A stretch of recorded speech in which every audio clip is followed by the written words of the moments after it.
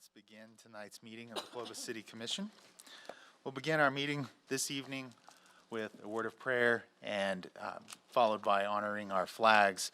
But this evening, I wanted to take a moment and have a moment of silence for Chase Gentry, longtime member of the Greater Portales Clovis area and longtime economic development professional for the city of Clovis, who passed away, and his services were earlier this week. And I wanted to take a moment and honor his memory with a moment of silence, and then I will pray.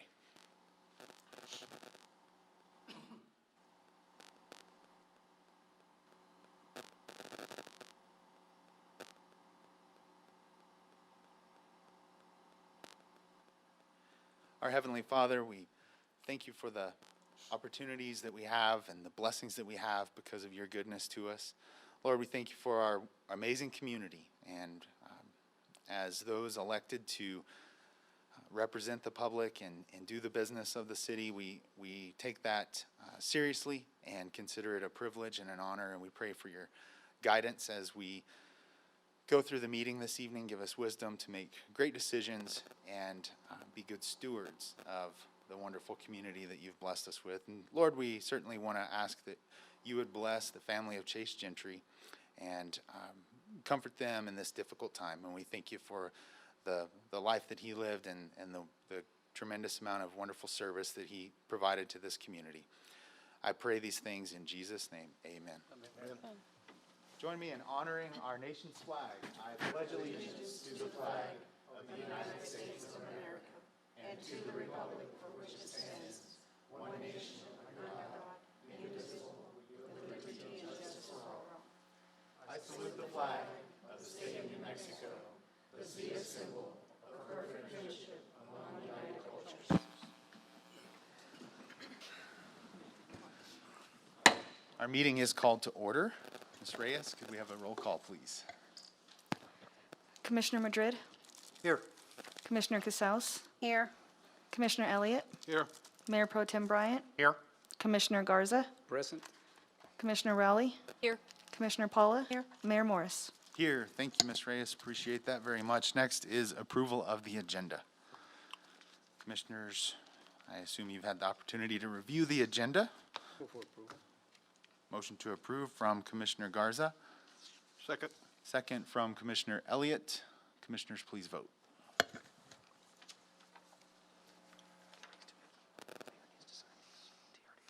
And the vote is unanimous, 7-0, and our agenda has been approved. Next is approval of minutes, and we're looking at the minutes from the Thursday, August 19th meeting. Those minutes are in your packet. Unless you have changes or corrections to those minutes, I would entertain a motion to approve them as they are printed. So move. Second. Motion to approve from Commissioner Garza, second from Mayor Pro Tem Bryant. Commissioners, please vote.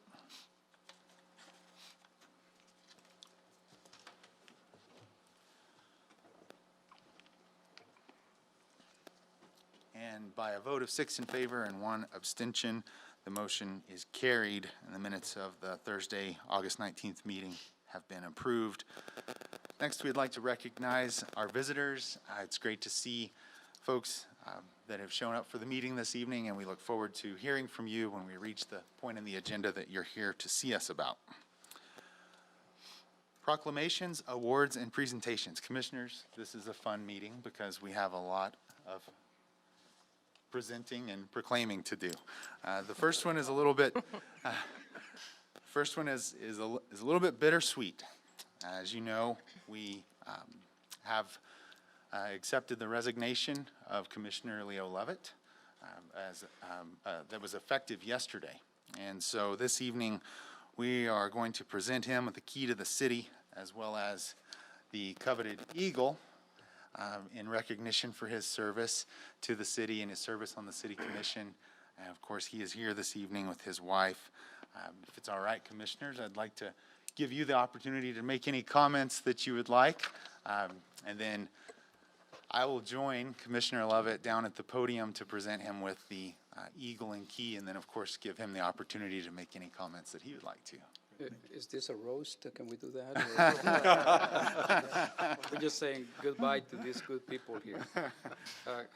Commissioner Lovett, I don't know, you resigned, but you earned the right to be called commissioner. In my book, it always stays there because you were elected by the people. I understand your situation. You had to move because of your work and because God is telling you to do so. So with that, best wishes for you and your family. Nikki, take care of this man. Well, he takes care of himself. He goes plays golf when he wants to. So we will miss him. We'll miss your knowledge that you provided this to the, this commission. Your words at sometimes were helpful to me because you saw things in different angles, different ways. So that helped us make decisions for our citizens. So with that, appreciate your service to the community. And Thank you, Commissioner. Thank you. Mayor. Yes, Commissioner Elliott. Yeah, Commissioner Lovett, I don't remember voting that you could leave. Is that something we supposed to have done or remember something? accepting We appreciate your service. We really do. And your expertise was very helpful to the city and to us. And it's, I know you're kind of sad to move, but it's an advancement for you. Hate to miss you here at the commission. And you've taught me that you don't have to have a tie on all the time, and my brother here next to me is the same way. But thank you for your service so much. We appreciate it, and good luck in your new adventure. Thank you, Appreciate you. Mayor. Yes, Commissioner Madrid. Leo, Lovett, did you notice that they called my name first? It took you resigning for him to call my name first. But thank you for your service. You were a great guy. You were a great commissioner, so thanks for what you did. Thank you, sir. And good luck on your future endeavors. Thank you, sir. Leo, I'll just mention that it's been a pleasure serving with you, and I wish you and your wife the best on your move to Las Cruces. And best of luck. Thank you, Mayor Pro Tem. Mayor, Yes, Commissioner.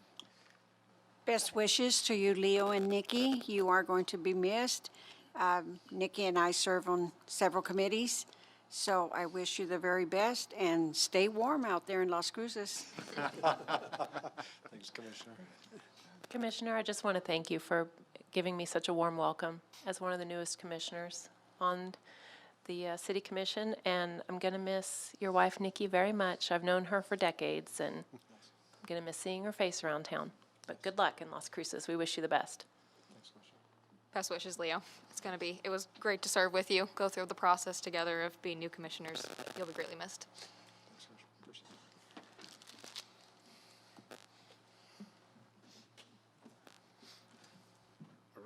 Roast, yeah. He's a bad golfer. Commissioner, my friend Leo, the Eagle says, Commissioner Leo Lovett. I liked what Commissioner Garza had to say, is that you earn that title. You're always Commissioner Lovett. That's the highest rank I know you by anyway, so that's what I'll tell you. It says here, thank you for sharing your time and talent, and it has the dates in which you served. I'll present that to you.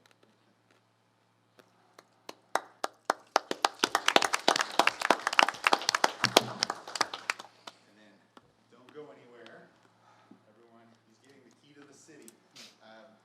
We, just by nature of what having the key to the city means, it's reserved for special occasions and for special people. And I'm very proud to be presenting this to you. I hope that you'll display it somewhere where you see it often. Think of Clovis often, think of Clovis fondly, and most importantly, remember that because you hold the key to the city, you can come home anytime you want to. I appreciate that.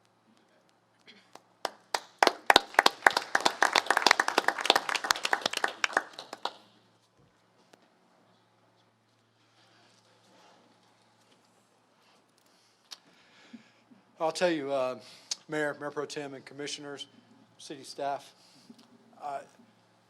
back here, and even behind the wall over there who keep us going with technology, appreciate you. I stand before you with much appreciation. I know what you go through, and I had the opportunity to experience that for the last 2 years. And I really do appreciate what each and every one of you do Every one of you have the best interest of the city at heart, and you truly want to make Clovis a better place to live, work, and play.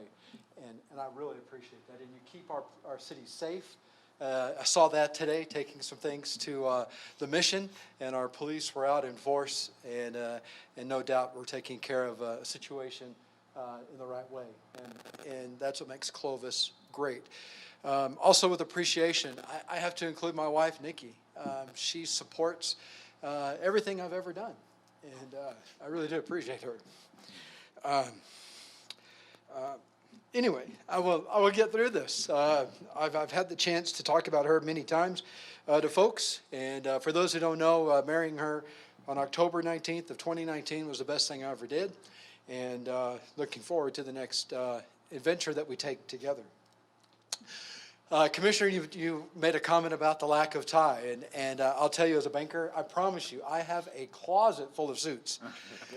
But I was truly making a point of not wearing a suit, and nothing against those that do, because I honor you, and you do it for your own reasons. But I chose particularly not to wear a suit because I wanted to make sure that everyone knows that you can be a commissioner in Clovis, New Mexico without having a suit and tie. And for those who are looking at running and looking at the camera, I hope that if you don't have a closet full of suits, that doesn't keep you from putting your name in the hat and to run for any of the positions here on the commission. Your commissioners do a great job, and by not wearing a tie, I want to remain approachable. So those are so appreciation and then approachable, and again, I think that everything that you guys do, and I've seen it in action, is to the benefit of the whole of Clovis. And that doesn't make everybody happy. And I think that's what makes a good commissioner, is if you're not making everybody happy, you're probably doing the right thing. Because I think the worst thing that a politician can do is try to make everyone happy. So again, you're doing a great job, because I know we've made some people mad. And then applause. I'll tell you, you guys deserve all the credit in the world. I am so, we have the best leadership that we've hired with Justin. Justin, you care so much about the city and your family, and I appreciate all you do for the community. I wish Claire was here. You guys make the best team in the state, and I'd put you up against anybody in the country, to be honest. I appreciate what you do. And our city attorney and Vicki, of course, you keep everything running behind the scenes, and I really do appreciate that. But I'll tell you, applause. Mayor, I'm going to take some time and just tell you I appreciate you. You take a lot of heat. You have, I will say this, and you're a gentleman with what you've taken from many in our community.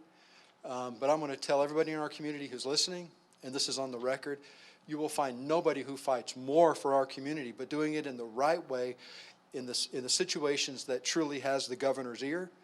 And you have taken so much heat even from the mayor's council. And again, you're not a yes man on that mayor's council. And so for that, I appreciate you, and thank you for what you're doing for our community. We don't always see where we want to be with the city, with the things that are going on in Santa Fe and that part of our state. But again, Mayor, you fight hard, you fight well, and we will find the right solutions for Clovis, New Mexico. Commissioners, you also fight, and I applaud you for the good things that come your way, and I also applaud you for the things that you take for our community. And again, I've taken those phone calls too, and I know that they've come to you, and they're not easy phone calls to take. And yet, by listening, having the empathy that we all have for our constituents, then it helps them to understand where we are as commissioners and as a city. So again, I applaud you. It has been a service of a lifetime to serve with you, so thank you. And I won't say any more. Thanks again. Thank you, Leo. Thank you, Leo.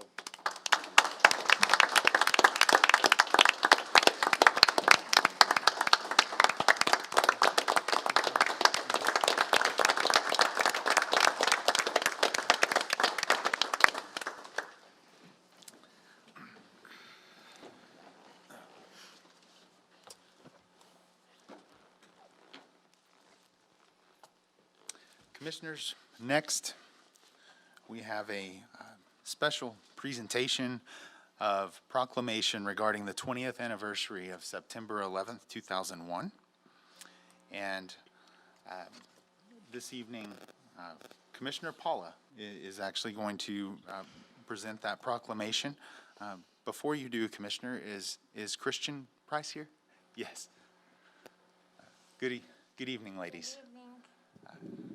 Good evening. Thank you for being here to tell us about the event. Thank you for allowing us to be here. Good afternoon, Mayor, Mayor Pro Tem, and Commissioners. My name is Christian Price. I'm the Community Programs Coordinator for Curry County. And my name is Miko Birdsong, and I am the Teen Court Coordinator. Curry County Teen Court will be one of only 60 communities in the nation to hold the very first ever 9/11 Flag of Honor Across America Memorial on September 11th, 2021. It'll be right over here in front of the Curry County Courthouse at the flagpole area. We have the privilege of reading 55 names of the individuals who were lost on either February 26th of 93 or 9/11. So we're just going to gather around the flagpole that day, and we're going to honor the lives who were lost. Well, thank you for putting that event together. I know I've been sharing it with everyone I talked to, and hopefully we have a nice crowd there Saturday morning for that, and certainly looking forward to it. And we're happy to do the proclamation this evening, as well as I look forward to being at the event and sharing the proclamation there as well. Yes, I appreciate everything that the city has done to get this event up and going for us as well. So I think that it's going to be great. The city's been very helpful in getting streets blocked off and making sure that we have a place to sit, and we have a good enough length of time and opportunity to remember those victims. Wonderful. Thank you very much. Thank you. We're going to share the proclamation, and we hope you'll hang Okay. around so that we can present it to you and get a photo and all of that good stuff. Okay, awesome. As I mentioned, Commissioners, Commissioner Paula asked me, this is especially near and dear to her, and she asked, and of course I'm more than happy to let her present this proclamation. So Commissioner Paula, go right ahead. Thank you. So Mayor Morris has given me the honor of presenting this proclamation this evening, and I, like most of you or all of you here, remember vividly where I was the morning of September 11th, 2001, and I remember staring at the television, just shocked at watching 3,000 Americans lose their lives in one of the most horrific terror attacks in the United States that we have ever seen. And this day became very tangible for me about 6 years later. During the ensuing war on terror, my brother, John Stock, he was a U.S. Marine, and he was killed in action in the Anbar province of Iraq, almost 6 years to the day of September 11th.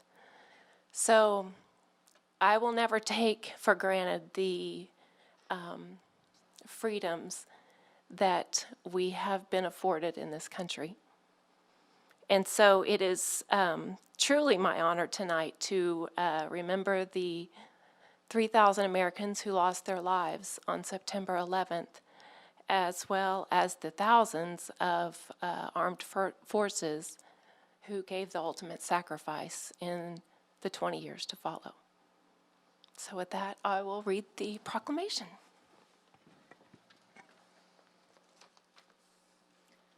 Whereas on September 11th, 2001, the American people stood together in their shared sorrow for those who perished as a result of unthinkable acts of terrorism wrought upon our nation. Our hearts went out to those who lost their lives, their families, and loved ones. And whereas through the wreckage of the Twin Towers of the World Trade Center, the Pentagon, and a field in southwest Pennsylvania, the resiliency and determination to defend our nation against the perpetrators of these heinous acts and to seek justice for those killed rose, strengthening our commitment as united Americans.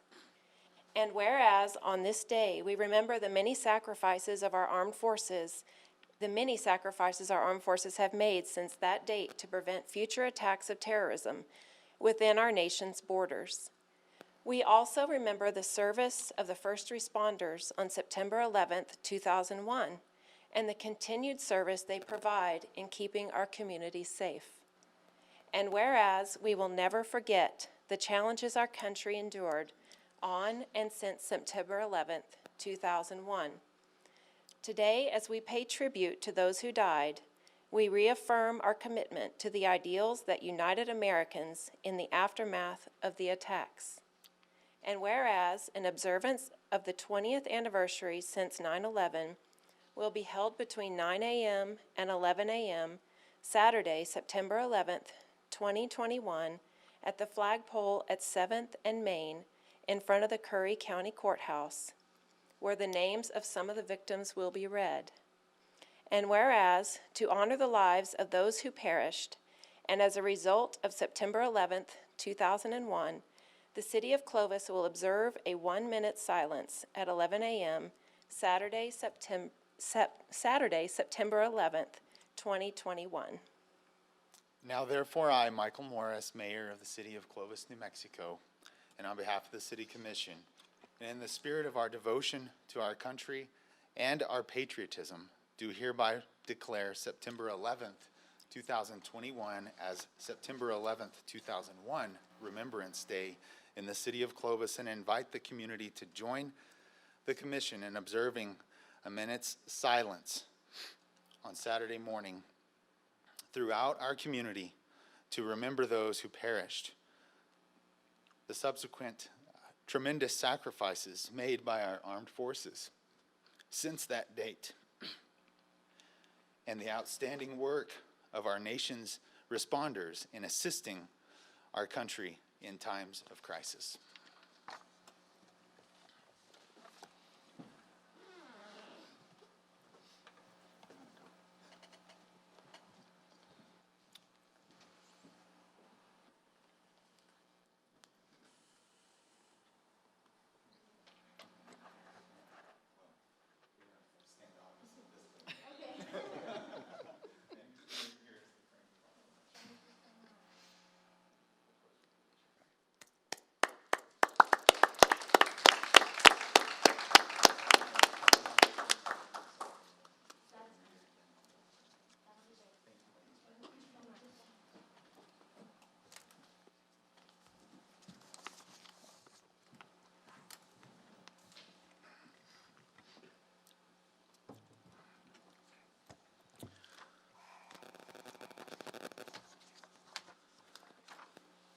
Wonderful job, Commissioner Paula. Thank you. Thank you. Commissioners, in your agenda, we had a proclamation pertaining to the Salvation Army next, but we're actually going to do that one at our next meeting, which means we are at item 4, which is presentation of a proclamation proclaiming September 17th through 23rd, 2021 as Constitution Week. And do we have Ms. Streisman here this evening? We do. Great. We have Nancy Ann as well as Samantha. Please come on up and tell us about this. Welcome. As will be covered in the proclamation itself, basically, Constitution Week sets aside the 17th through the 23rd of September each year so that we can commemorate the penning of our Constitution. So, I am representing El Portal Daughters of the American Revolution, so obviously we have a vested interest. And Samantha is representing Seven Caves Society, Children of the American Revolution, both of which are active patriotic organizations in your community. Well, thank you for that, and thank you for being here this evening. Appreciate what you do, and I'd like to share the proclamation with everyone and then present it to you.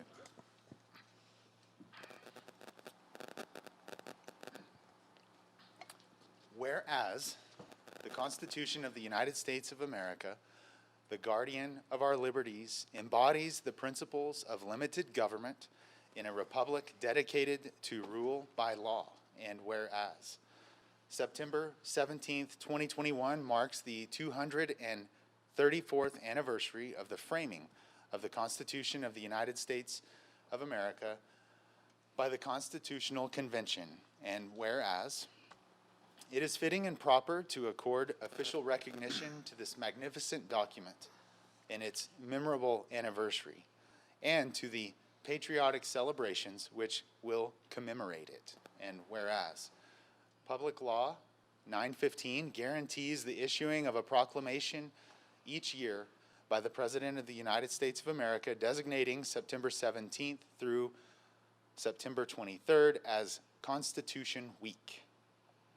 Now therefore I, Mike Morris, Mayor of the City of Clovis, New Mexico, and on behalf of the City Commission, do hereby proclaim September 17th through 23rd, 2021 as Constitution Week in the City of Clovis and ask our citizens to reaffirm the ideals the framers of the Constitution had in 1787 by vigilantly protecting the freedoms guaranteed to us through this guardian of our liberties.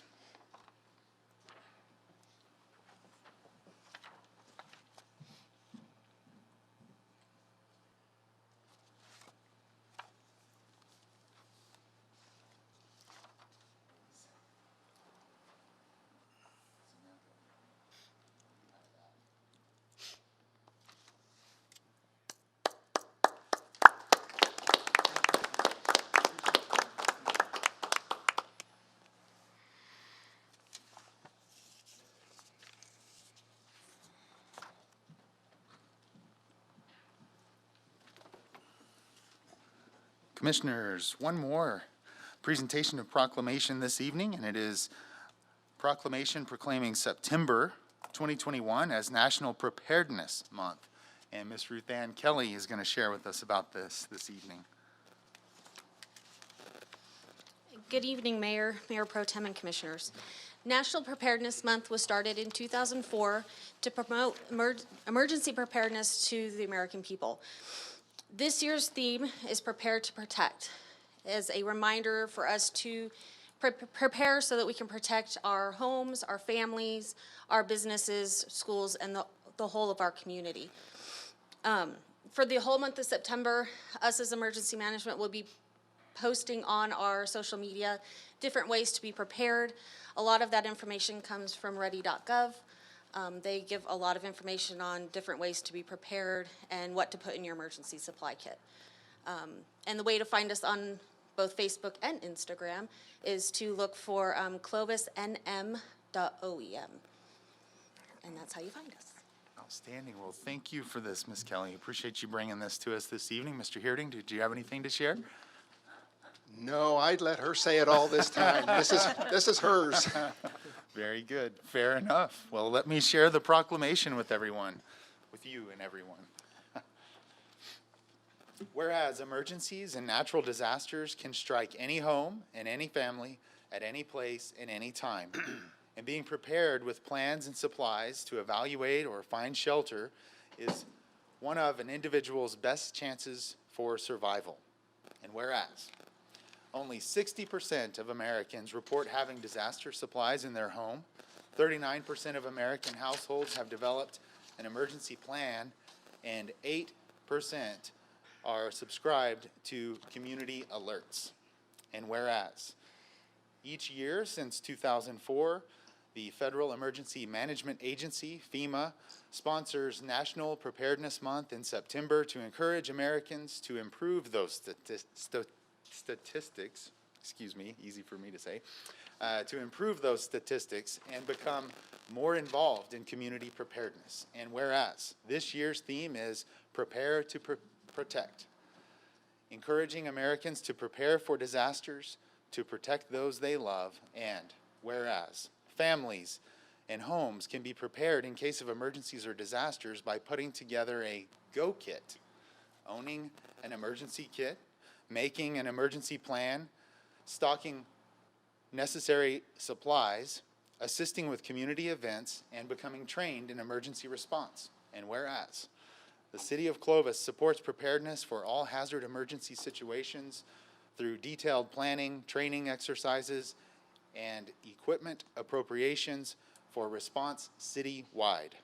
In addition to collaborating with state, federal, and other local agencies for assistance and funding in case of disasters. Now therefore, I, Mike Morris, Mayor of the City of Clovis, New Mexico, and on behalf of this City Commission, do hereby proclaim September 2021 as National Preparedness Month in the City of Clovis, and encourage all residents to set aside supplies for disaster, plan and practice for emergencies with family, not only during September, but all year round to protect their families and homes.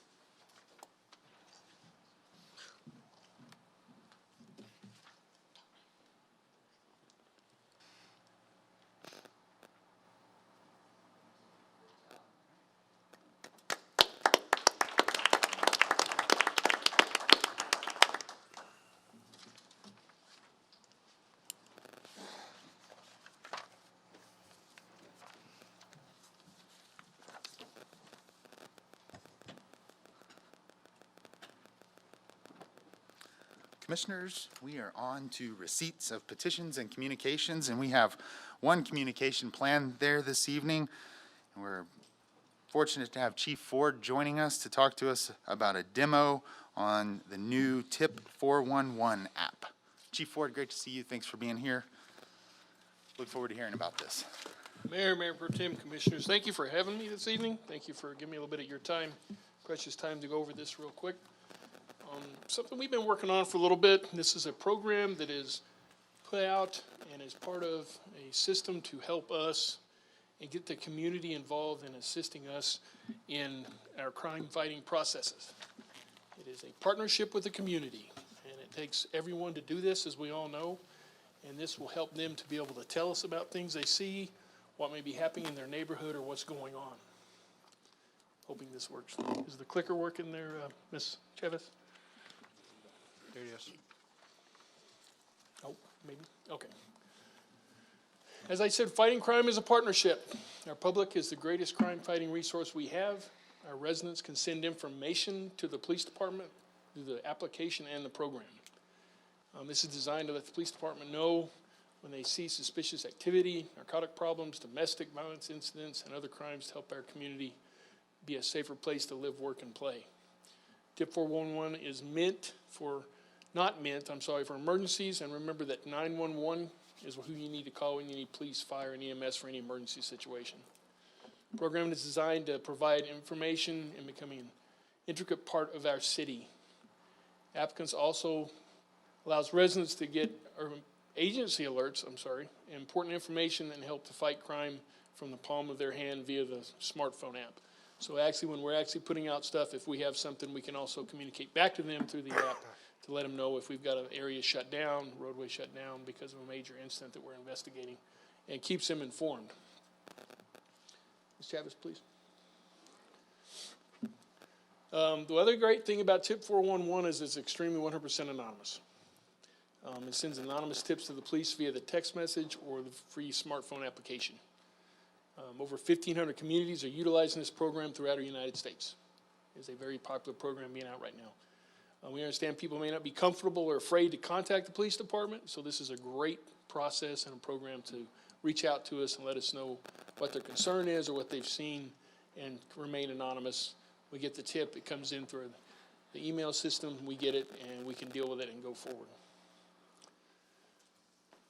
Application and program has proven to be a successful crime-fighting tool throughout the nation for the departments using it. I was telling the city manager this morning, as many of you know, because many of you have businesses and you deal with the same thing we all deal with. Because of Clovis, California, we exchange information, and Chief Fleming and I exchange information quite a bit, and it's been real good for them. I've been exchanging a lot of information to them from our TIP 411, because unfortunately, people don't pay close attention when they're looking to contact the departments on which one they're contacting. So we've been communicating more than usual of late. So last one, Ms. Chavez, please. How do I use it? It's real simple. We'll send anonymous tips to the 847-411. Type the keyword Clovis PD, add a space, type your information, and hit send. And it comes directly to us. It's a free smartphone application. You download the free Clovis PD app for your iPhone and Android to submit the anonymous tips from your smartphone. Go to your Play Store, go to the iPhone app, type that in, it's gonna pop right up, click on it, load it down, and away you go. Once we got all the little bugs out, it's worked really well. We've been getting stuff, like I said, and some of it's been very handy.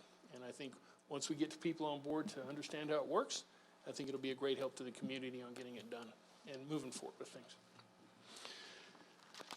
Again, it's also on the website. They can go to that, and it's hooked to both the webpage and our Facebook. So they can go to either one, click on the tip 411, and we'll bring them right to it, and they can put whatever information they need in there. There's a real quick video. Ms. Chavez, please. Law enforcement can't be everywhere, but you can help us by being our eyes and ears in your neighborhoods. Now, when you want to communicate with law enforcement, you can use Tip 411 and it's 100% anonymous. We've partnered with Tip 411 to provide a new and innovative crime-fighting tool to our community. We are committed to providing safe, effective ways for you to report crime anonymously. Now you can download our app to easily communicate with us, share information over text message, or report tips online. Our new tool gives you quicker access to provide information about criminal activity in your neighborhood. Plus, our officers will be able to ask questions and have a two-way conversation with you without ever knowing your identity. The easiest way to provide information is to download our free smartphone app, available for Android or iPhone. After downloading the app, enter your anonymous message or tip. It's that easy. You can also provide photos and videos as part of your tip. If you don't want to download the app, you can easily text your tip. In the to line of your text message, type 847411. In your message, type our unique keyword, then a space, and then your message. You may later receive a follow-up text from us to get more information. Remember, it's all anonymous. But here's an important point. Always call 911 for emergencies. Our new tool allows you to provide information to prevent an incident after a crime has occurred, or if you have concerns about suspicious activity in your neighborhood. Download our app and take an active role in keeping our community a safe place to live, work, and play. Thank you, Ms. Chavez. So again, very simple to utilize. We're hoping the community will come on board with it. Get the application onto their phones, and if they see anything that they want to let us know, please let us know. Questions from you folks?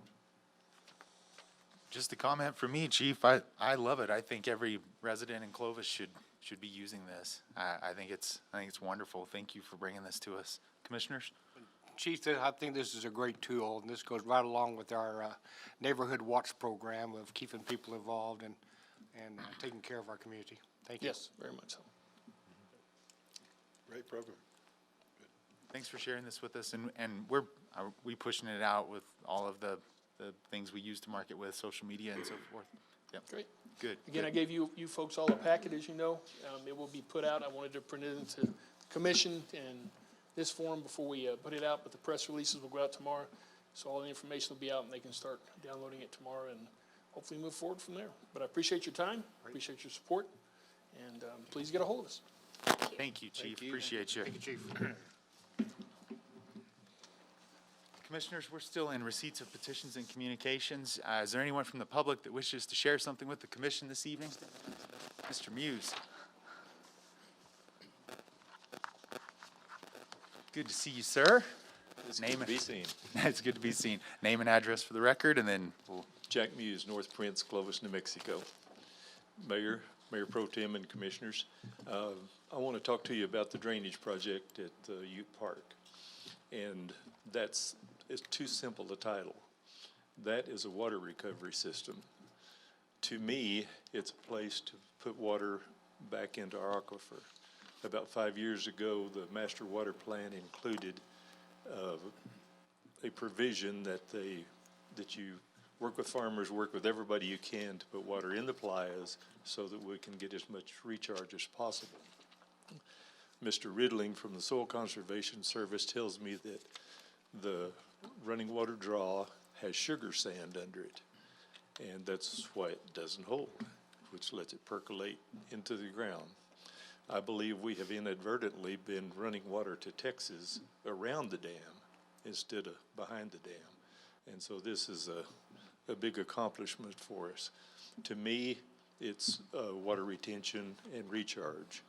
To Glen Eagle, it's getting water off of his cropland and away from his wells, because at times the County Road 17 will be a foot underwater, fence to fence, foot deep over the road. Kenny Wilhite has a well there that is very low, and so we're protecting their investments, taking flood water off of their land and putting it behind the dam where it needs to be. And I've been working for 3 years to get this done. And we had a meeting June 4th with the city manager, parks people, and Mr. Riddling from the county road department, and had everybody on the same page, talk about the same thing on the same day. So it wasn't, well, the county won't let us do this, or the city won't let us do this. Everybody was there, and we had a good meeting. There's water that comes in from the north, at the northeast corner of the park, that probably drains 12 sections of land, and it is huge.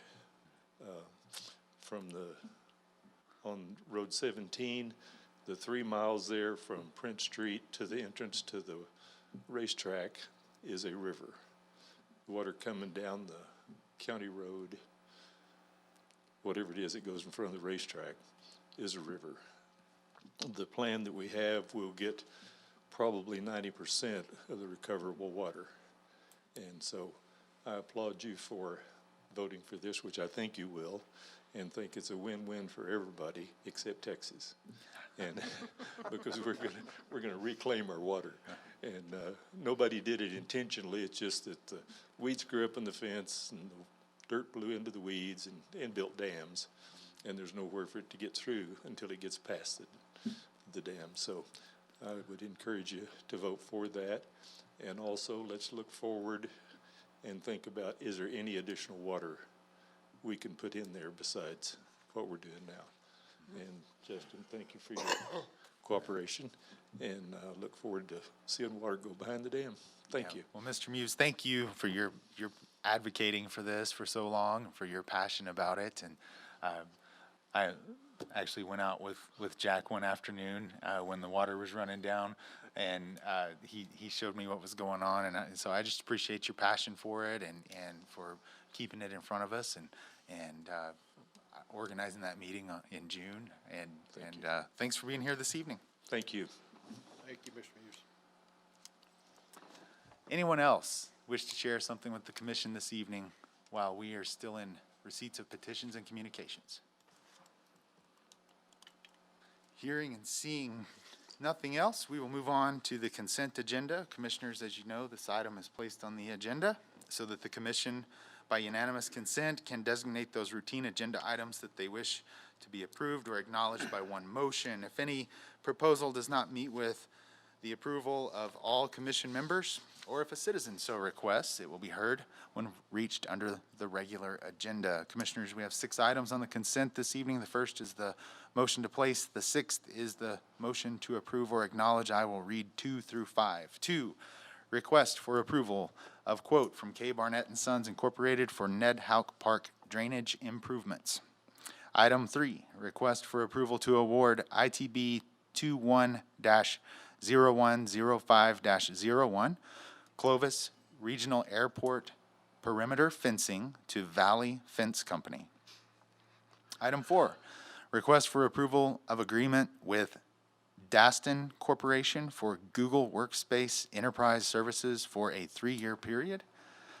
Item 5, request for approval to apply for and accept the FY22 Fire Protection Grant in the amount of $150,000 to purchase new bunker gear. Commissioners, unless you have concerns about any of these items, I would entertain a motion to place the indicated items on the consent agenda. I move for approval. Second. Motion to place from Commissioner Garza, second from Commissioner Casals. Commissioners, please vote.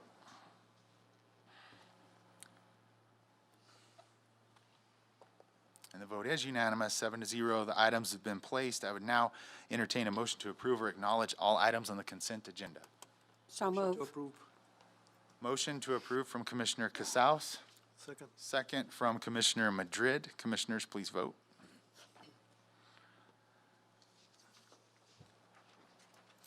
And the vote is unanimous, 7-0. The motion is carried. Thank you. Next is introduction and adoption of resolutions and ordinances.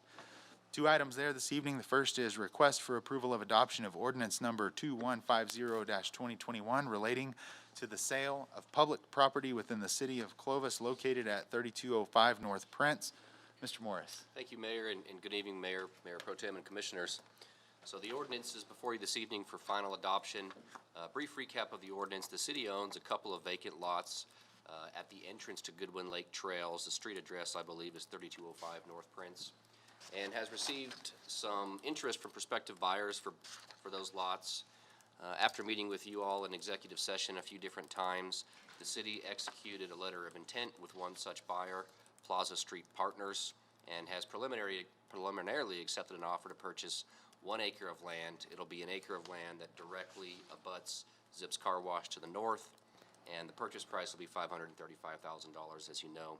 Also, as part of the agreement, the city will pay the entire 6% broker commission to the buyer's broker, and it must be closed within, or no sooner than 45 days after tonight. So the ordinance was introduced on August 19th.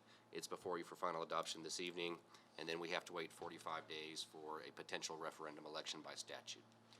The letter of intent, I believe, was included in the commission packet. There's a real estate contract that we're still negotiating some of the terms, but again, the purchase price is $535,000, and it is, I believe, exactly to a T 1 acre of land.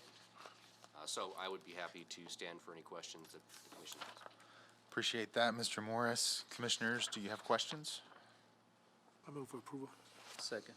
Motion to approve from Commissioner Madrid, second from Commissioner Garza. Any further debate? Hearing and seeing none. Commissioners, please vote.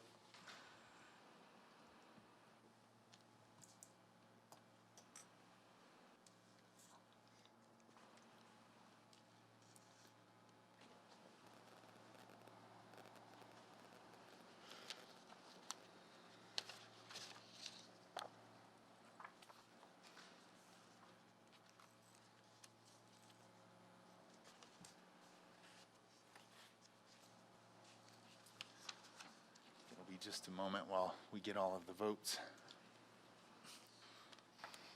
Am I waiting on me? Not just you, I don't think. But now that you mention it. Commissioner Madrid. Okay, yeah, we do have them all. All right. The vote is 7-0. The motion is carried. Thank you, and thanks for that explanation, Mr. Morris. Item 2, request for approval of adoption of resolution number, and want to point out that your packet may have the incorrect number. This is a request for approval of adoption of resolution number 3090-2021, adopting the local infrastructure capital improvements plan for 2023-2027. And for explanation on this evening, Ms. Kelly, good to see you again. Good to see you again. So each year, the City of Clovis participates in the Department of Finance and Administration's Infrastructure and Capital Improvements Planning, the ICIP process. The city develops a 5-year plan for infrastructure and capital improvements, inputs the data into a database provided by DFA, and submits this database to DFA for publication into their Master Infrastructure and Capital Improvements Plan. This document is then distributed to state agencies and legislators and used for state agency budget planning, as well as the allocation of legislative funding and some grant requests. This program requires that the governing body pass a resolution to adopt this plan. All nonprofit community organizations that requested projects to be included are contained in this plan, and a copy of that draft ICIP was attached to this agenda item. A public hearing to gather citizen input on this plan was held on August 24th, 2021. One suggestion was received at the meeting from Mr. Gene Porter and Mr. Brian Boone with Dragging Maine for planning work in the amount of $150,000 for a drag strip in Clovis, potentially at Ned Houck Park. This would be an eligible activity to be included on the ICIP. After the meeting, Ms. Burrows also received an email from Danny Jarwala with the following suggestions. The first one was street lighting in residential areas. The second, EV chargers or electronic vehicle chargers on Main Street, preferably DC fast chargers. Mr. Jarwala noted that there is a grant available through Volkswagen settlement funds that EPA awards the monies which the city might look into. The third one was a city pool on the northeast side of Clovis. And the fourth one was a fixed route system for cats. This ICIP plan is due on September 17th. Thank you, Ms. Kelly. Appreciate that. We can check with Mr. Howalt if he has anything to add, but Commissioners, I would just draw your attention, Ms. Kelly mentioned that the list or the ICIP is in the packet, and you're probably looking at that as I speak, but you can readily see the projects and how they're ranked. Mr. Howalt, did you have anything to add? Thank you, Mayor, Mayor Pro Tem, and Commissioners. The only other item that I would offer to adding to this, and as y'all know, that we've been working with Curry County on the potential of developing a museum for Curry County, as well as to assist with the Pappy Thornton Museum.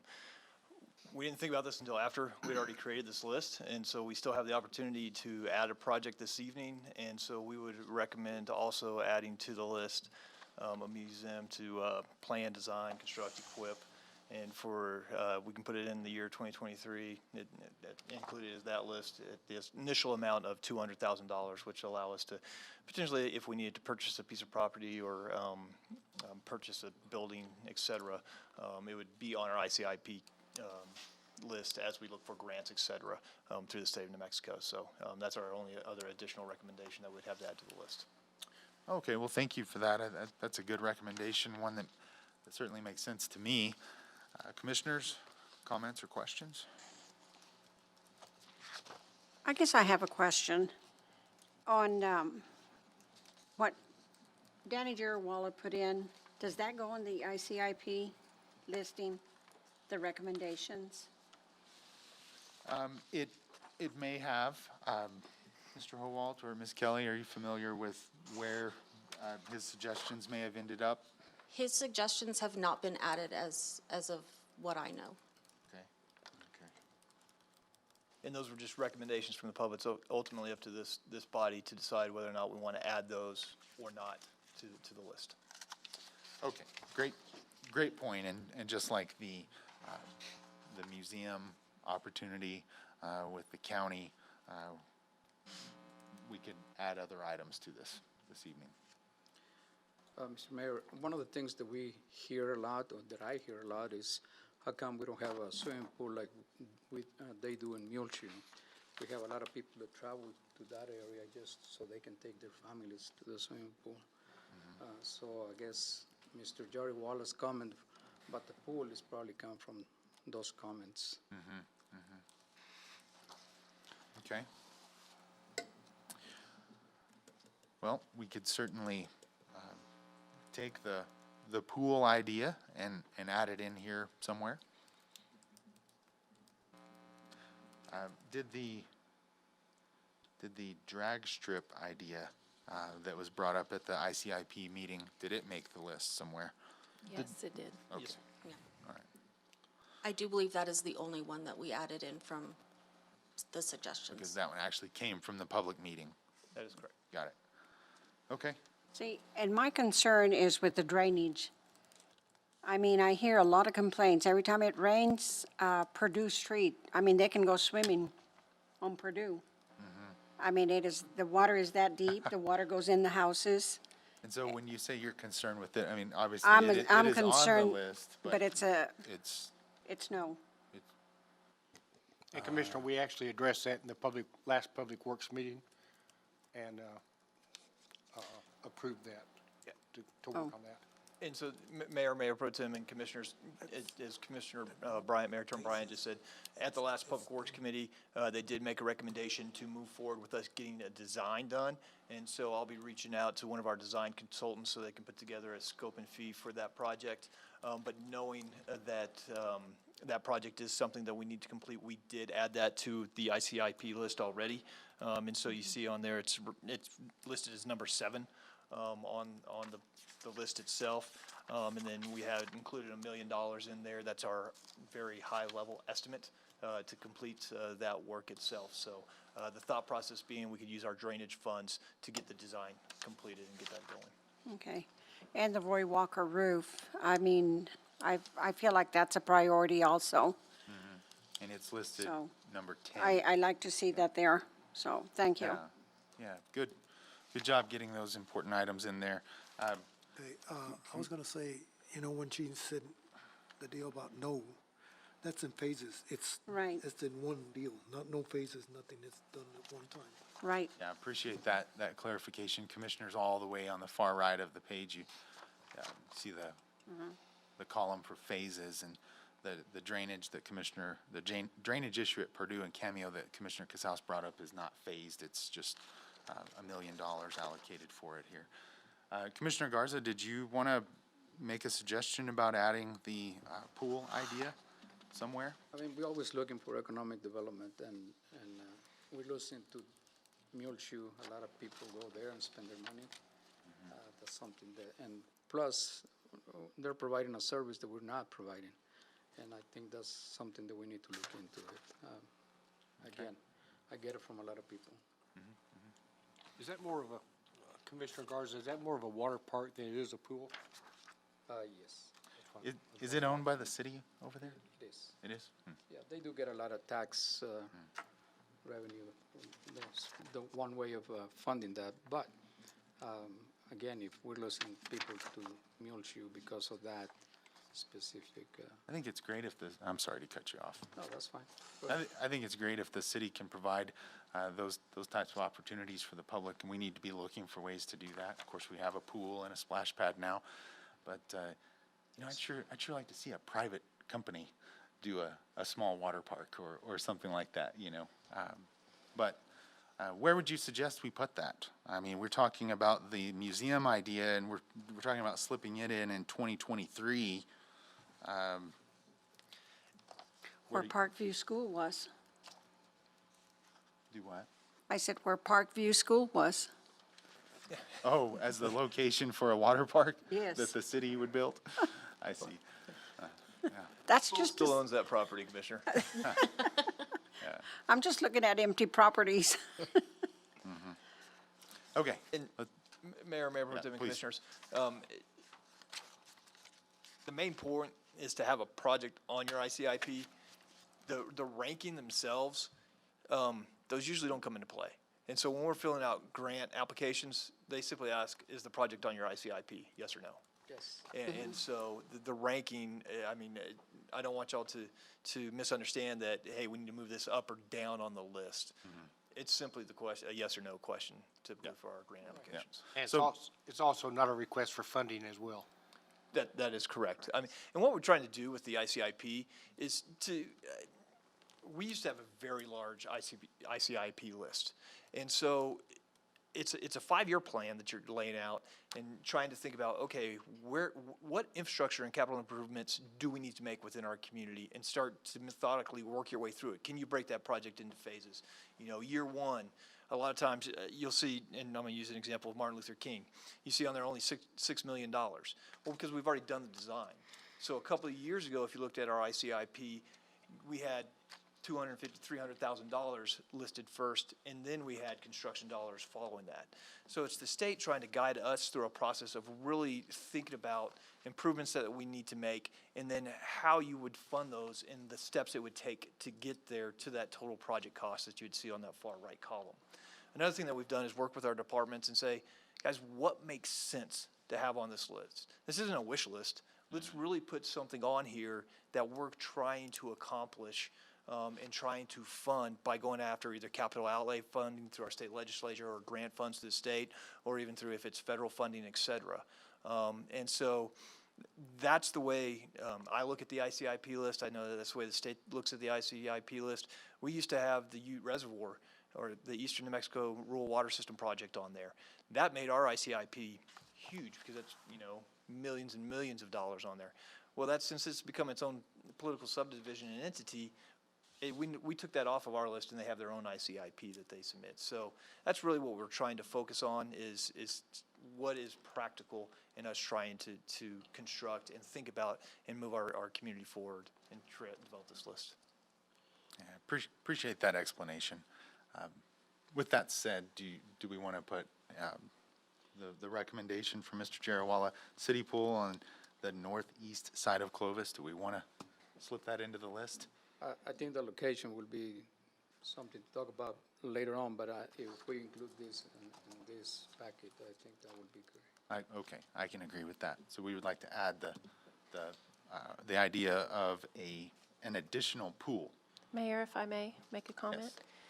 I don't disagree with adding a pool to the northeast side of Clovis, but I feel like we need to take care of what we currently have.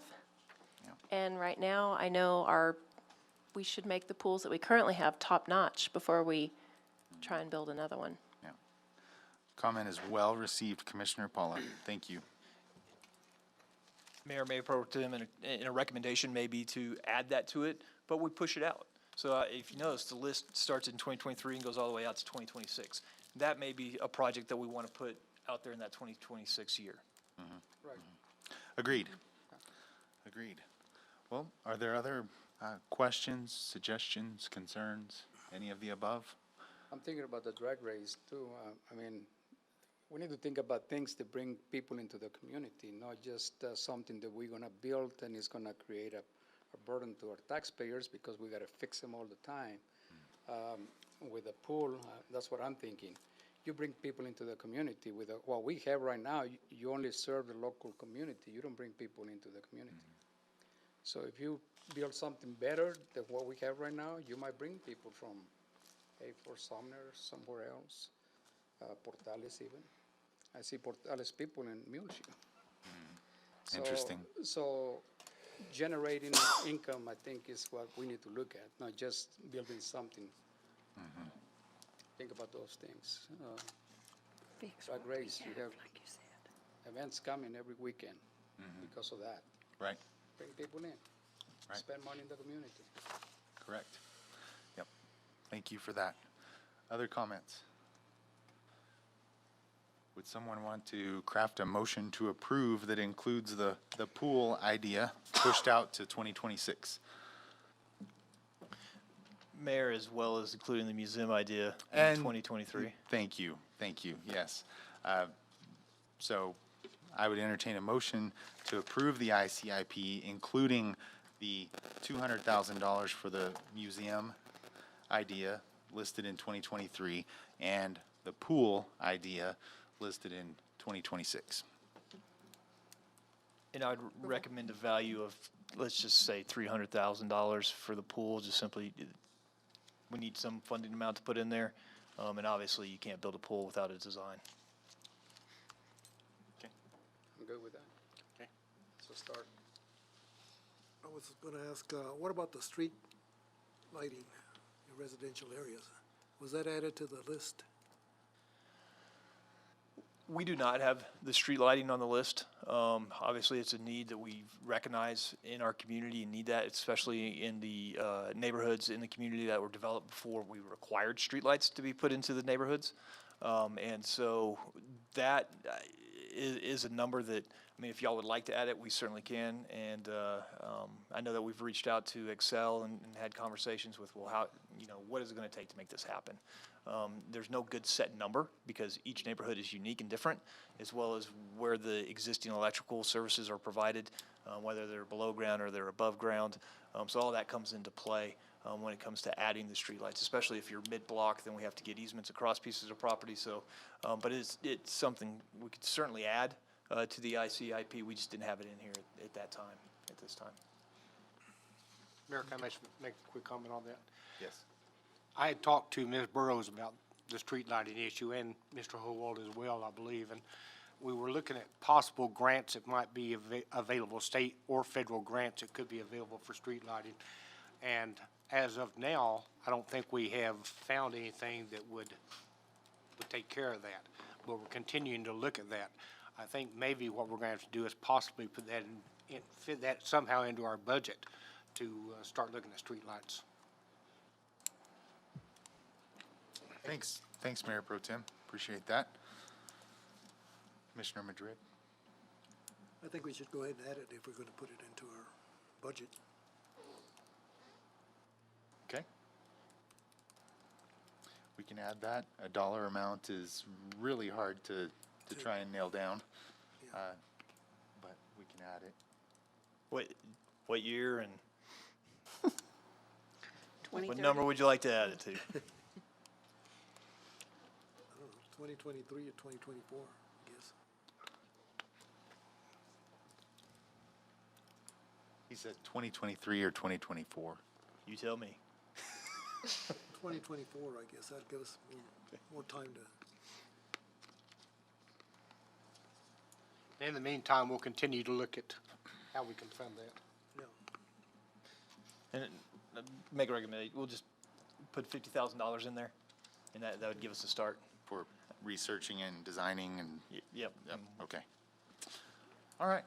So we have the three additions to the way it's printed. Those being the 200,000 for the museum. We did 300,000 for the pool, and we've done 50,000 for the street lighting.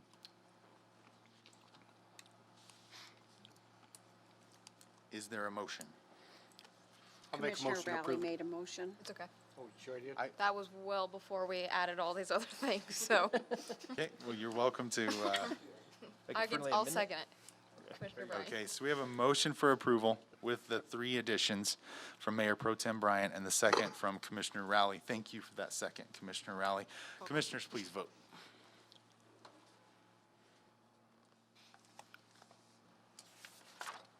And by a vote of 7-0, the motion is carried. And thanks again, Ms. Kelly. Appreciate that this evening.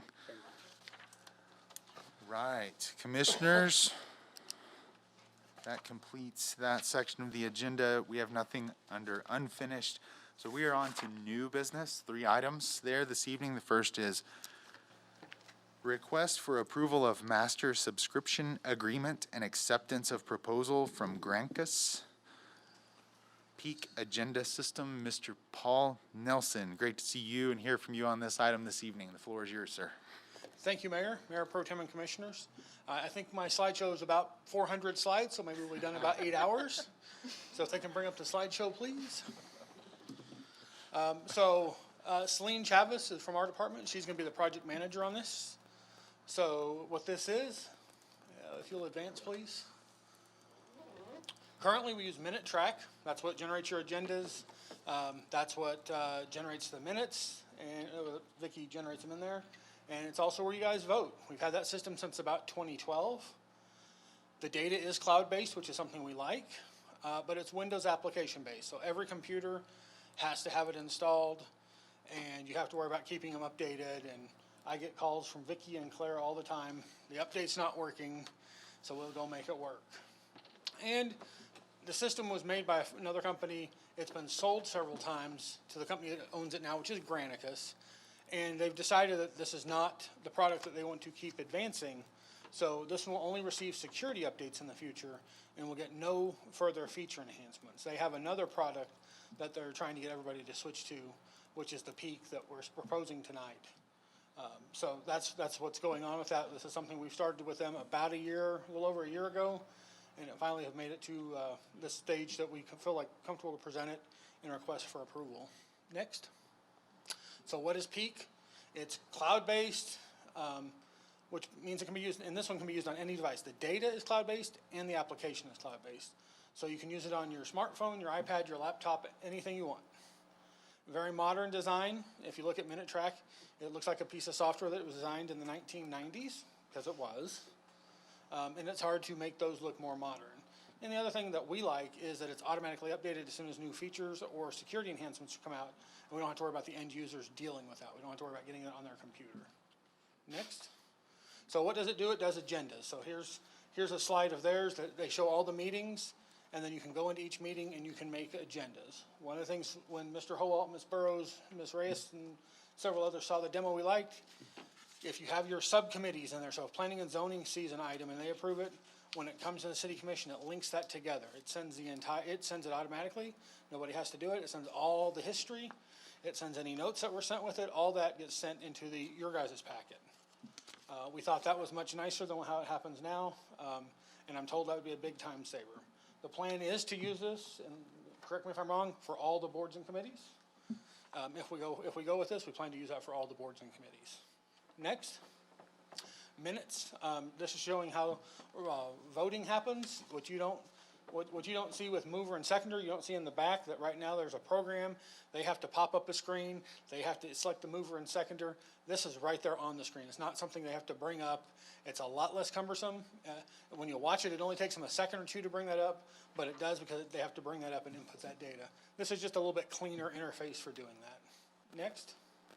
E-voting, you guys do that now. We've had that in place for several years. Here's what the screen would look like. You'll have the exact same tablets. Actually, when we bought these tablets, we'd made sure from Granicus that they would be compatible. This is actually one of their supported tablets, and that was one of the reasons we bought it when we replaced them. Next. And I told you it'd be long, but it's not. So the money is budgeted. This year, Mr. Howalt and them have that budgeted. And again, everything's cloud-based. Everything will be on the web. It will still be accessible. We don't lose any features. We only gain features. Thank you for that, Mr. Nelson. Mr. Mayor, I do have a question, Mr. Mayor. Yeah, go ahead, Commissioner. It's a quick, and is there any fees for using the software, monthly, yearly? So there is a yearly fee. And for the Granicus Peak, I apologize, I didn't have that up front. It is, the first year is $21,336.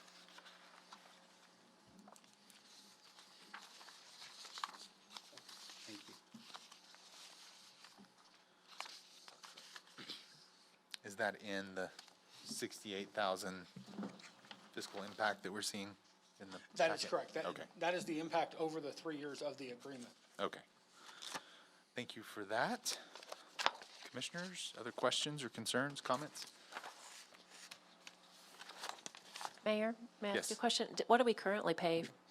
We currently pay about $16,000. Okay, so not much more for a much better tool. That's what it sounds like. So I'm all for giving the people that I work with the tools they need to get the job done efficiently, and so I move for approval. Thank you. Motion to approve from Commissioner Paula, second from Commissioner Garza. Commissioners, please vote.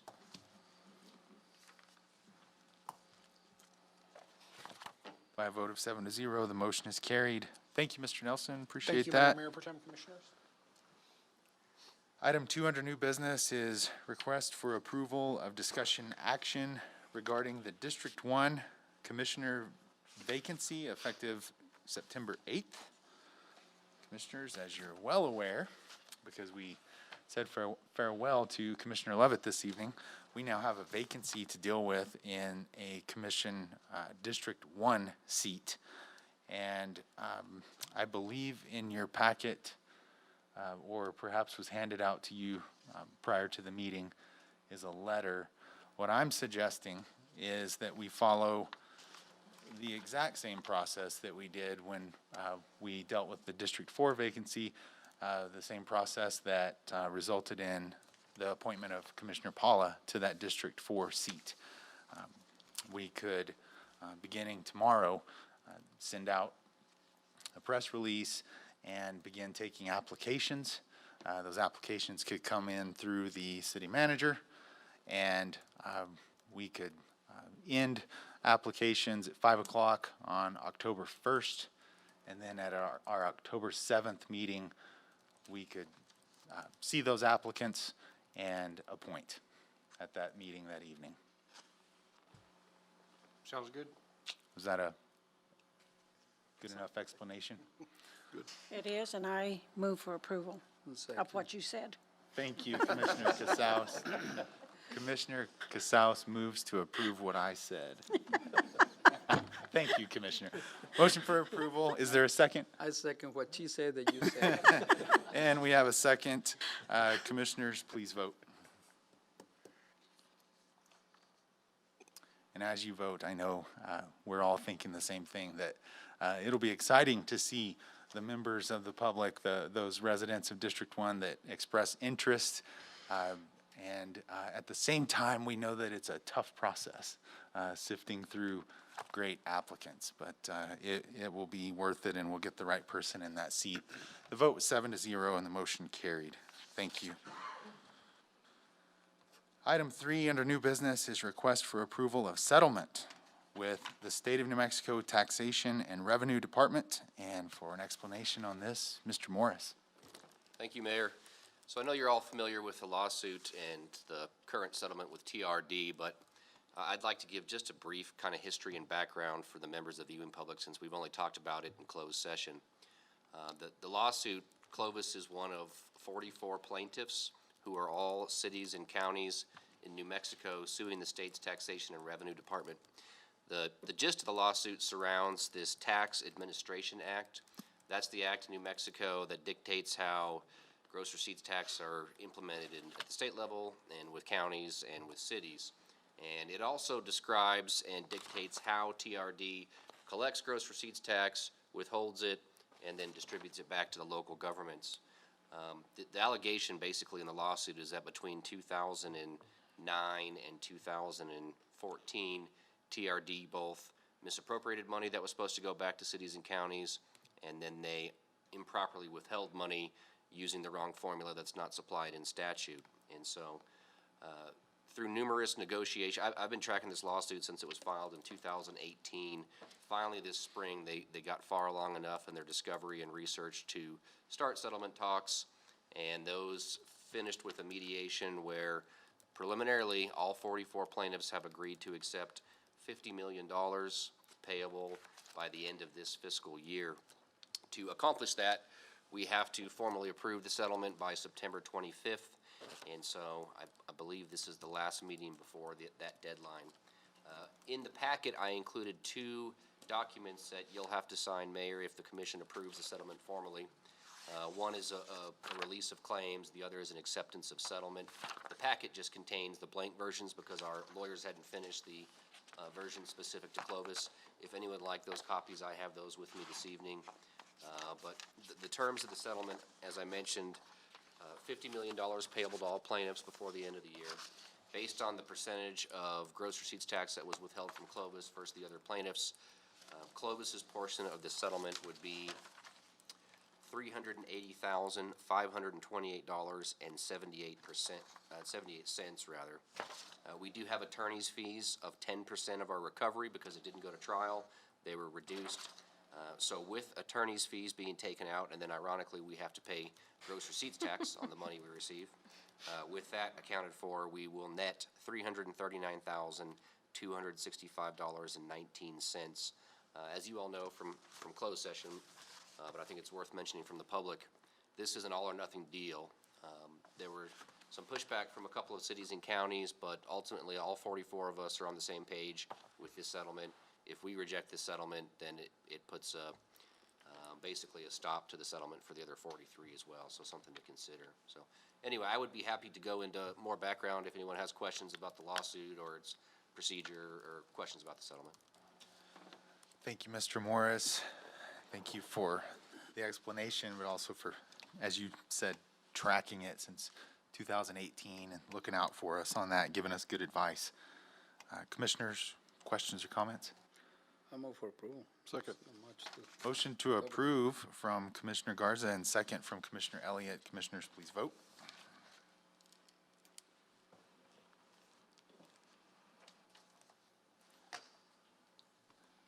And the vote is 7-0 and the motion is carried.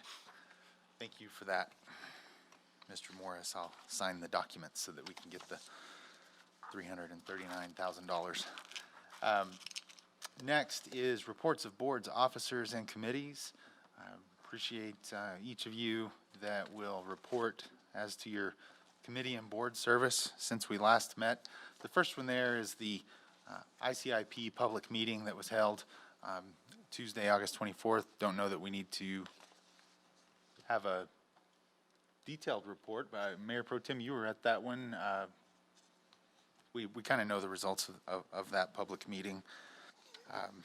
we just approved the ICIP this evening. So let's go on to report regarding Public Works Committee meeting that took place on Wednesday, August 25th. Yes, thank you, Mayor. We did approve a recommendation to the commission for 4 residential street projects, including a problem area on North Norris and SR 77 intersection. This will be coming to the commission on the 23rd of this month. We made a recommendation regarding the flooding on Purdue and Cameo, which we discussed earlier. We approved a recommendation regarding drainage at Ned Hop Park, which was also approved tonight under the consent agenda. Heard from Jack Whitten, which is a project engineer for Stantec regarding the FEMA floodplain study. And we also talked about large items and alleys, and I want to thank our Public Works Department. We had 600 alleys that they were working on, and they're down to, I think, around 200 now. So they've been working hard at getting those cleaned up and taking care of them. And I just want to throw in that the landfill is free to city residents. So we ask that if you have large items, please take them to the landfill or call the city and let us get that stuff picked up instead of sitting in the alleys for weeks, upon weeks. We also had city updates, which were given by Mr. Howald and Mr. Bunch, and that's our report. Well, thank you for that, Mayor Pro Tem. It's always great to see how that committee activity is showing up here at our commission. So thanks for linking those two things together, as well as for mentioning the fact that residents of the city can dump for free at the landfill. It's always a good reminder. All right. Next, report regarding the Eastern New Mexico Water Utility Authority. I will take that one. As you know, I chair that, and Mayor Pro Tem Bryant and Commissioner Garza sit on that board as well. Had the last board meeting of the authority on the 26th of August. Handled several items under new business, approved the ICIP for that entity. Also approved or authorized the submission of an application for funding to the New Mexico Water Trust Board for FY 2022. Also renewed or voted to renew the agreement, the operations and maintenance services agreement. There's the portions of the Ute pipeline, interim pipeline, that are constructed, require operation and maintenance, and finished water 2, as well as the intake facility down at the reservoir, require maintenance, and the board renewed the agreement with ITS Refrigeration and Heating Incorporated, a local company who is providing maintenance on those pieces of infrastructure. We also adopted and updated purchasing policies and procedures manual. We had reports from our state and federal consultants, and the news or the big thing to understand about the Ute pipeline project is that it is advancing really, really well, and in the various phases, as I've reported frequently here. And while that's true, we're kind of fingers crossed on the federal infrastructure bill that is going to be voted on later this month. Within that bill is the full federal funding portion for the Ute pipeline project. So should that pass, things change drastically for the Ute pipeline project as we could really speed up the construction of that. So I'll conclude that report there. Next is a report regarding New Mexico Municipal League Annual Conference that several of us attended last week. Commissioner Madrid attended, so did Commissioner Rowley, as well as Commissioner Paula and myself. Would any of you like to report on the Municipal League Conference? Any comments at all about it? I'd like to make a comment. Sure. That on that cabinet deal, that it was kind of interesting to find out that they have people on board already that can go ahead and sue if they don't like the resolutions that the city have made, that they can come on and sue. On the cannabis discussion, yeah. Discussion on the marijuana discussion, and they can come in there and sue. So a lot of these, I was looking at that deal, they said that these restrictions on on the, like the, how far you can put a business between each other. I don't think that's gonna fly. But anyway, it was kind of interesting to see all that. Have you got anything more to it, Mr.? I'm sorry? No, And I failed to mention that Mr. Howalt attended the Municipal League Conference as well. So, sorry, I forgot to mention. not a problem. And the presentation regarding the Cannabis Regulation Act, it was definitely something that we'd heard before. Similar presentation that was given by the New Mexico Municipal League several weeks ago. And one thing that they do point in there is the need to treat the cannabis industry just like any other similar industry. And so they also point out that they think it is going to be a very litigious situation because nobody's done this before in the state of New Mexico. It's a new act. There's not that much guidance provided within the act on what, like they said, there's numerous pages of what can be done, and there's one page of what you cannot do. And so whether or not the state legislature has to continue to amend the act in the future or whether or not it'll be handled in the court system, time will tell. But the interesting part for me is they say treat it like a similar industry. You tell me what similar industry what is we similar?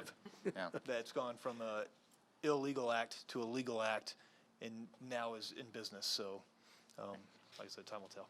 Yeah, time will tell for sure. Yeah. Commissioners, anything to add about the conference? No? So, Commissioners, those of you that weren't there, you've probably attended in the past and you know how this goes, but just to let you know what happened and for the public's benefit, it was your typical conference. You had the general session, but then you had breakout workshop sessions where we, got information about the new liquor laws, the new cannabis laws, and so forth. Also, the Municipal League as a body, each year they carry several resolutions. So the resolutions meeting was on Tuesday afternoon. I arrived in time for that. And all of the resolutions were adopted and will be part of the packet that the Municipal League takes to the legislature and lobbies for. And so I encourage you to take a look at those resolutions. Happy to visit with you about those if you like. Again, we had general sessions and breakout sessions, and then it concluded with the annual business meeting. And you made me the voting delegate, so I attended the annual business meeting, and I'll just briefly report that the league has really done an overhaul on their finances. And really have things balanced, and they're in good shape going forward. The state treasurer is actually managing their investments at no cost, and really providing a great benefit to them on that. And the board elections took place at the annual business meeting as well. The president will be Mayor Javier Pereira from Sunland Park. President-elect is our neighbor from down south in Portales. Mayor Pro Tem Michael Miller from Portales is president-elect. Vice President is Judy Stubbs, counselor from Roswell. And treasurer is my friend Mayor Crawford from Ruidoso, and he'll do a fine job as treasurer.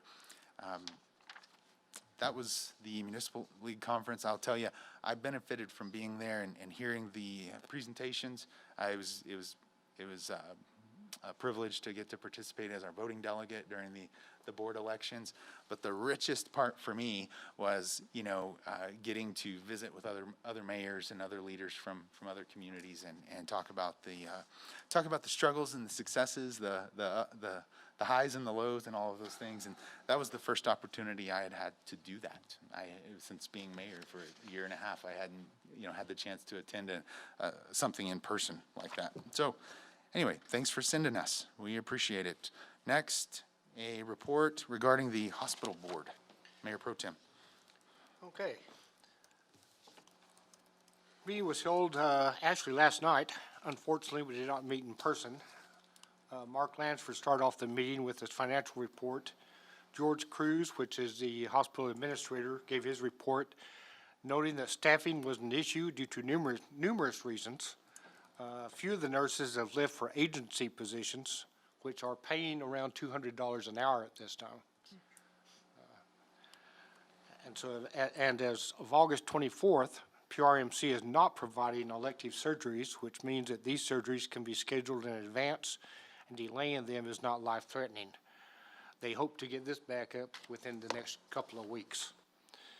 Cannon Air Force Base, Colonel Woolley provided an update on Cannon. He was asked if Cannon was going to be getting any larger or growing. His response was, Cannon's not going to get any smaller. Like it. Covered himself real well. Mr. Cruz also mentioned that recruitment and retention of hospital staff is continuing, and that teamwork and continuing to work together is extremely important right now. I'd like to share a letter that was forwarded to the board. I believe this letter definitely represents teamwork and what it's all about. Starts out, to whom it may concern, says, I feel compelled at this time to speak about the situation we have at hand. I've been a nurse with Presbyterian Health System for over 10 years, and I'm writing this on behalf of myself and many co-workers around me. In this time, we have seen much staff turnover, including administration. As to be expected, there has been some staffing shortages in this time. At a time when we were all expected to pull together and act as a team, there is something to be commended. Managers on the floor rarely make an appearance to aid in staffing crisis. I do not think I can remember a day when administration has come to the floor on a weekend or a night shift to assess the need. It was really never expected that they would, but it was never seen either. Add in George Cruz to the situation. He has made his presence known throughout PRMC and the community that their care and health is what is most important. How revolutionary to have an administrator who has been through so many areas of the hospital that he truly knows how every department works. This has had to add to his immense compassion for our Presbyterian family and the community at large. This knowledge and workmanship has made for such a leader. I feel that from the bottom to the top of the ship, he knows the people that he has commanded to lead, and lead he does. I am sure that many people know what he did this past weekend. The administrator of the local Presbyterian family donned scrubs. Once again, he took full patient load on the hardest hit floor with some of the sickest patients. He did not do this for the clout or a shout out.